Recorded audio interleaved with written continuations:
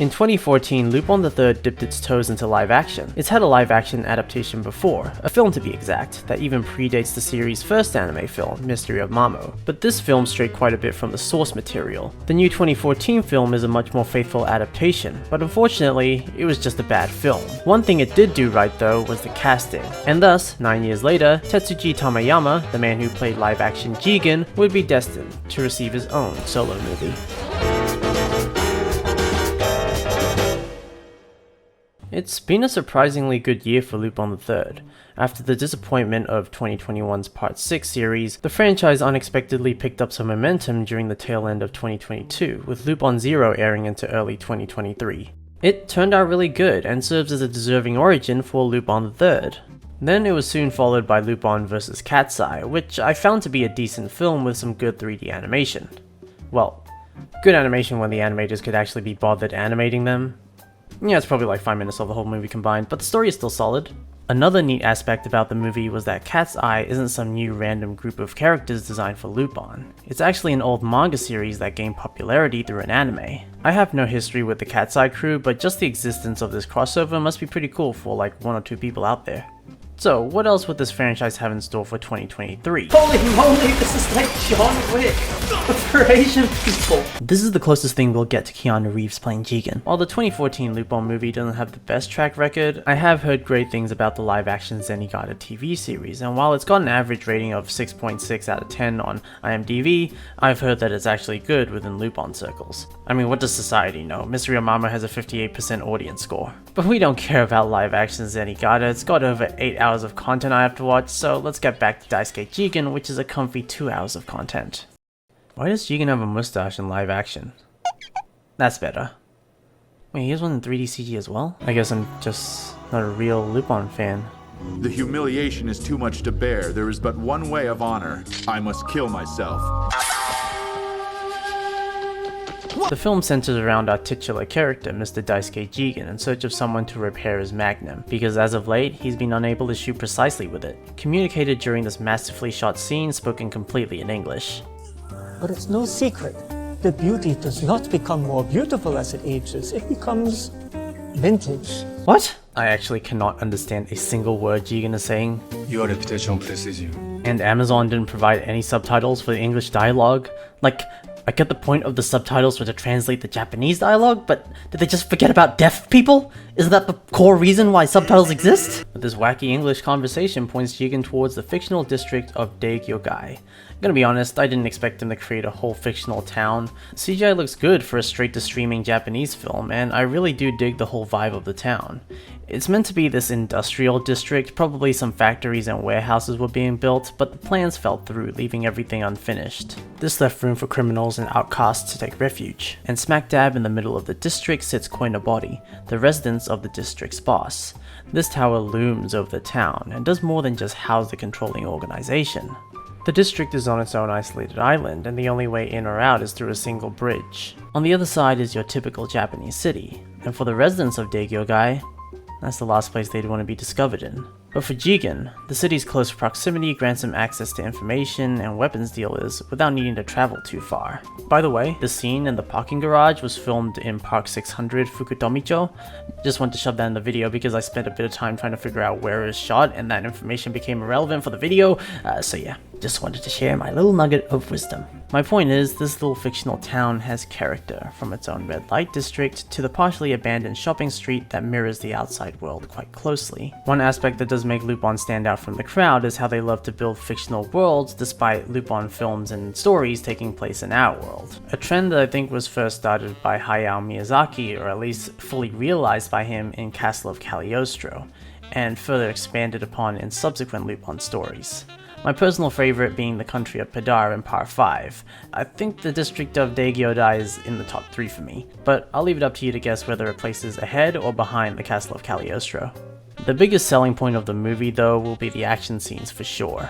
With Kensuke Sonomura on the team as action director, known for his work on Devil May Cry 4, Metal Gear Solid 4, and Metal Gear Rising: Revengeance, you just know that Daisuke Jigen the movie will be peak action. There are 3 main action sequences in this movie, and none of them disappoint. There's a moment in the film where they come up with a fun excuse to have Jigen do some hand-to-hand combat. There's also a character in a wheelchair, and she gets the spotlight for a bit. It's genuinely just fun to see such a goofy concept realized in live action. But obviously we also have the biggest action sequence in the film during its climax, and like I said, it's like John Wick for Asian people. It goes on for 15 minutes, and it's also important to understand that Lupin III is a series about a thief, and while it does have its action sequences, it's a lot less fighting, more running, and when there are big fights, the gang always plays defense. But this movie's protagonist is not a thief, at least not today. He's a full-on gunslinger, and ready to plow down anyone who gets in his way. Sometimes it does feel like the goons just stop and stand there a bit to let Jigen do something cool or talk, but that didn't stop me from enjoying a second of it. Compared to a lot of Lupin anime fight scenes, I found Jigen to be really agile by sliding around and kicking people while he's downed.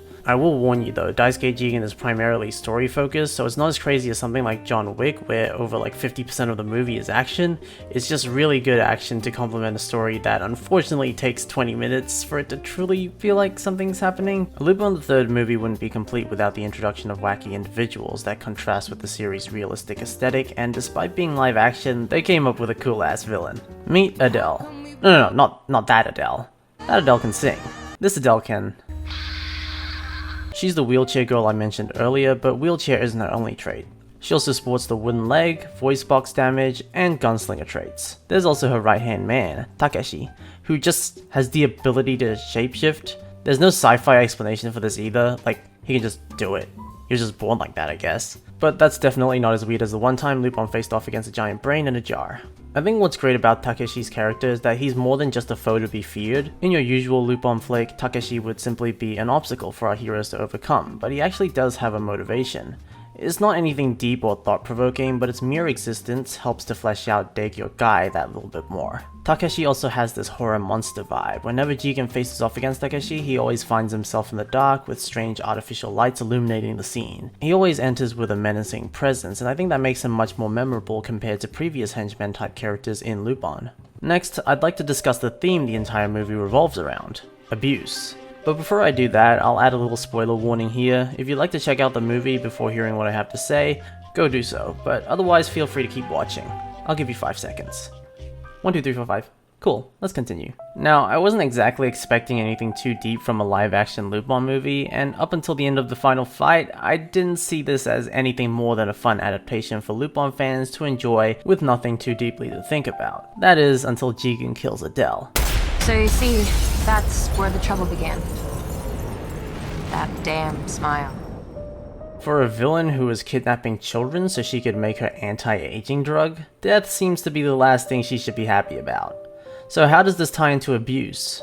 Earlier in the film, Adele reveals that during the war, her village was occupied. Which war? I don't know. She was experimented on and escaped, but in the process lost her voice and a leg.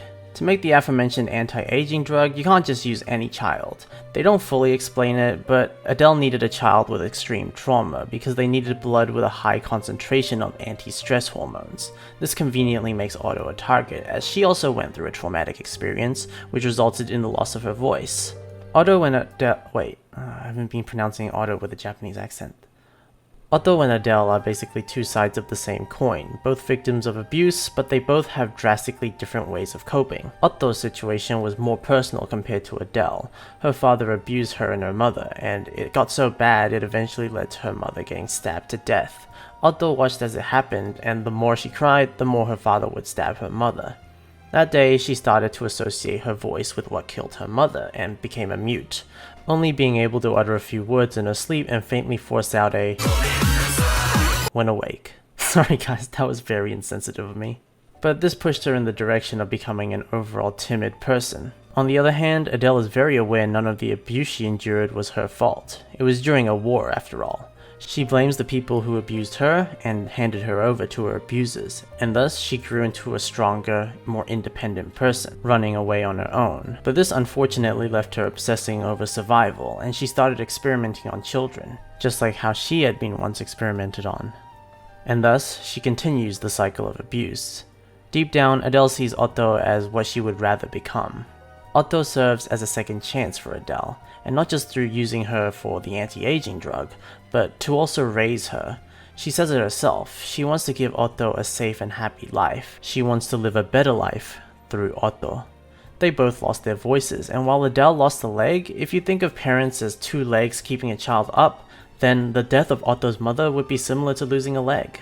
And so for Otto, her right leg killed her left leg, and then she had to separate with the right leg. And now she has no legs! Jigen almost stands down, but then remembers how truly bad Otto had it after she starts apologizing. Otto and Jigen's... I'm not saying Jigen in a Japanese accent either. Otto and Jigen's relationship stands out compared to previous solo stories of his. Jigen is always... I can't do this. Jigen is always so closed off when it comes to being vulnerable.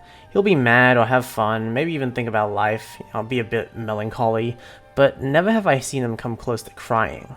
After Otto wrote down in a book about her past, Jigen couldn't help but sympathize with her. He desperately tries to light a cigarette, but it seems his lighter is out of fluid. He tries his best to hold back his tears. A moment passes, and he succeeds. But even if it was for a brief moment, seeing Jigen vulnerable like that highlights how strongly he wants to protect Otto. It's why he raided Koinobori, even when things seemed down, and it's why he couldn't let Adele have Otto, despite her claiming she'd keep Otto happy. But Adele isn't upset by this. Instead, she's intrigued, because at the end of the day, they both want Otto to be happy, and Jigen has shown his dedication by finding his way through the tower and rejecting Adele's offer. But Jigen doubts that Adele could make Otto laugh, and maybe Adele is starting to believe that as well. Because throughout the entire movie, Adele never smiles, and how could someone who doesn't know how to smile teach someone to laugh? She wonders if she would have been happy if Jigen was there back when she needed help, and not just any help, if she had someone who genuinely wanted to help her. Takashi, even as Adele's right-hand man, doesn't.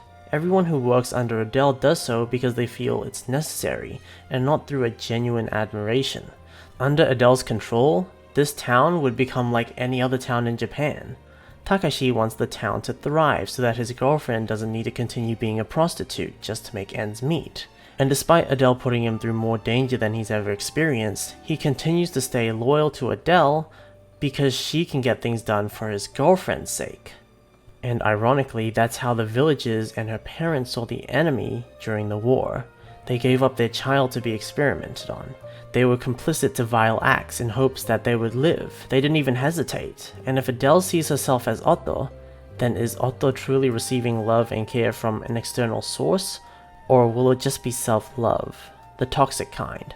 Won't Otto just grow up to be like Adele, hardened to rely only on herself and perceive freedom as selfish acts?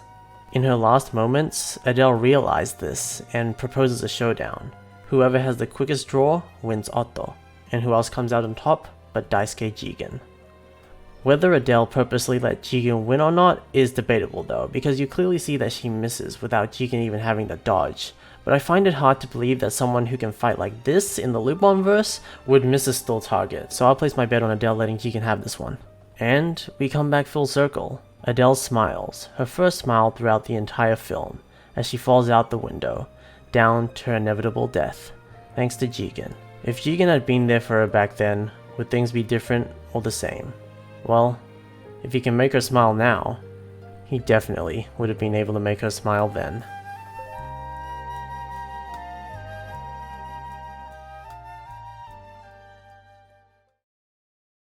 The film ends with Chiharu revealing her plan to adopt Otto.